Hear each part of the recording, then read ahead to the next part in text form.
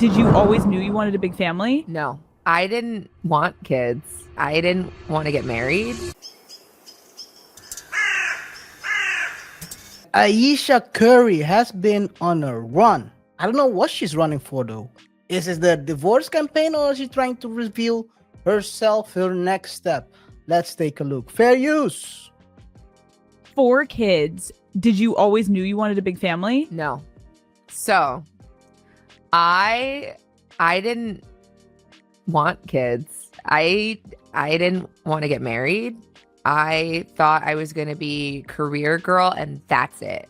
And I had my eyes set on my goals.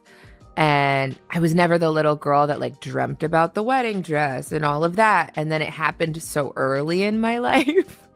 So it's like, it's one of those things like you don't know what you actually don't know what you want. It's so hard also to be the woman in a situation where you're like, men just don't get as much scrutiny. Like they can maybe tell him like your fucking shots suck tonight, but like the looks and all of that is just like not a factor of conversation as much. No. Did you talk to Steph about it? Like, or did you kind of keep it within yourself so it didn't? I do not have a bone in my body that can keep anything to myself. So if it comes to mind, it's coming out. And he's so gracious. Like he tries to resonate with me, but he just can't. And he also comes from a place of like, it's effing stupid. Like, it's not true. So why? And I'm like, but wait, like, listen to how it makes me feel. And he's like, but why does it make you feel like that? It's not real. After we got married, we found out we were pregnant with our daughters so quickly. I didn't even have time to think about what I wanted anymore. It's so interesting. I spent my entire life like trying to work towards something, and then it kind of just disappeared, and I didn't think twice about it. But after my daughter turned 1, I remember there being a shift and being like, I have goals for myself. Like, this doesn't feel right. I love being a mom, but I love doing other things too. And I need to get my shit together and figure out what that looks like for myself now. This is just a part. She also talked about different other stuff, but other stuff. RJ. Seems like is she running for, is this the setup for a breakup? Because one thing I didn't play was that the fact that she said he wasn't her type. She wasn't expecting him to become anything in life but a basketball coach.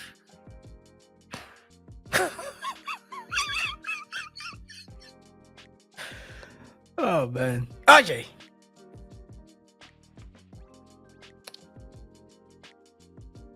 Is it Davidson that he played for? I don't watch college basketball as much,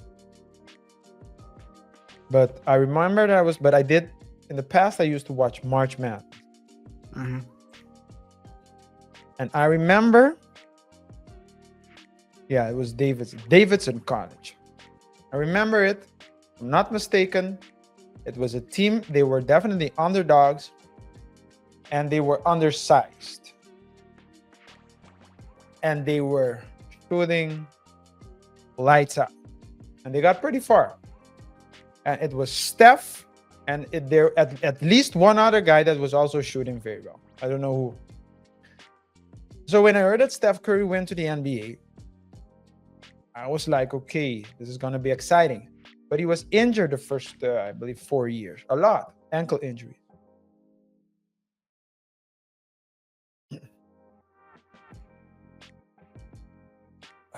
I think they met in college, I would think.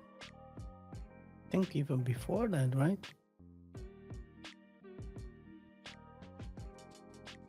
When did they meet? As teenager in a church youth group in Charlotte. Mm-hmm. According to what's Google's AI? AI overview. Let's call it the Google AI overview. Yeah. They reconnected as adults in 2008 when Stephen was in Los Angeles for the ESPYs, and their romance began shortly after.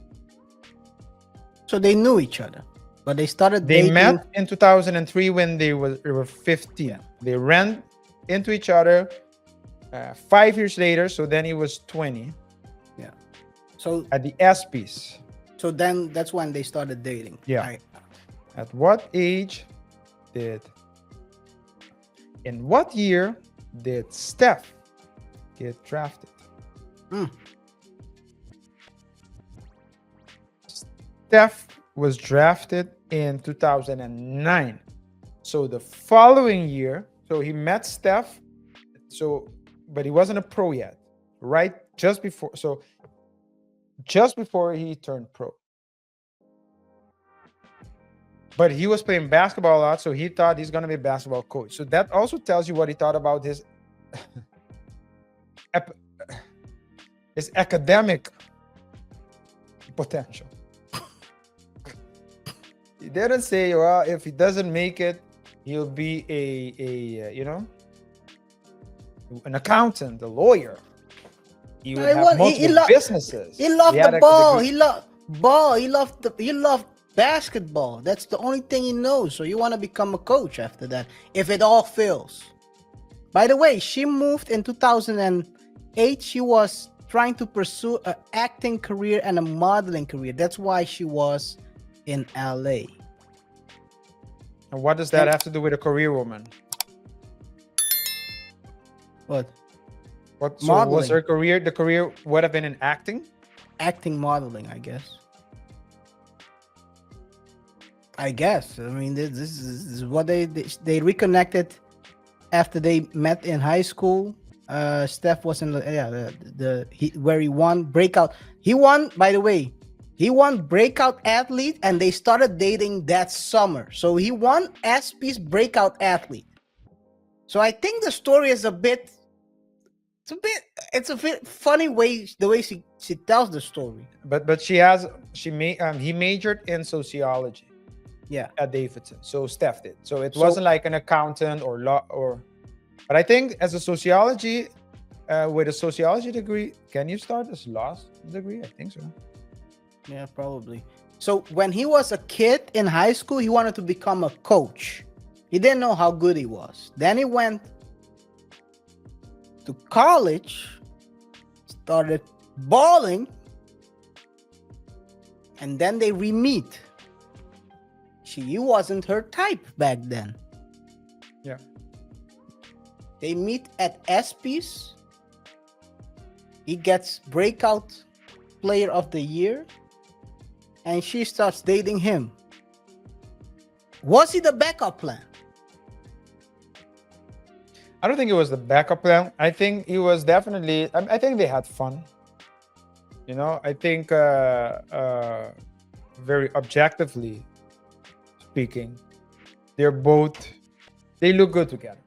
They look good together, and hey, they might have liked each other. Maybe for Ayesha, so I can understand one part.